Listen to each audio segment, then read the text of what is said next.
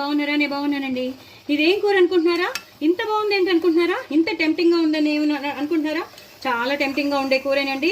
మనకి చిన్నప్పటి నుంచి తెలుసు, అందరికీ మ్యాక్సిమం 100%లో 90% అందరికీ ఇష్టపడతారు.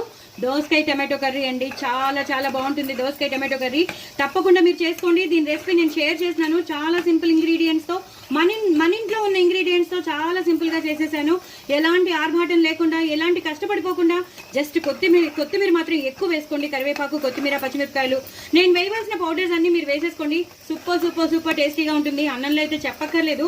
1కి 2 సార్లు తింటాం, కడుపు నిండా తినేస్తాం. ఎందుకంటే పిల్లలు పెద్దలు అందరూ ఇష్టపడతారు. సో చాలా పుల్లగా ఉంటుంది కదా కూర. ఈ టమాటోలు పులుపు, ఈ దోసకాయ పులుపు అంతా ఉంటుంది కదా, చాలా టేస్టీగా ఉంటుంది అనమాట. చపాతీలోకి బాగుంటుంది, పూరీలోకి బాగుంటుంది. డూ ట్రై ఇట్ అండి. ఇందులో విటమిన్ సి ఎక్కువ ఉంటుంది. అలాగే టమాటో డైజెషన్కి మంచిది.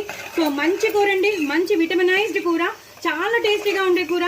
సో మీరు తప్పకుండా వదలొద్దు. దీని రెసిపీని చూడండి, చేసుకోండి, కామెంట్ బాక్స్లో పెట్టండి. అందరికీ తెలుసు, తెలియదని కాదు. బట్ ఆల్సో మీరు ఎలా చేసుకుంటారో కొంచెం ఏమైనా డిఫరెన్సెస్ ఉండొచ్చు, అంతే తప్ప చాలా టేస్టీ అయిన కూర. తప్పకుండా ట్రై చేయండి. ఎంతో టేస్టీగా, చాలా టెంప్టింగ్గా, ఇప్పుడిప్పుడే తినేయాలంది.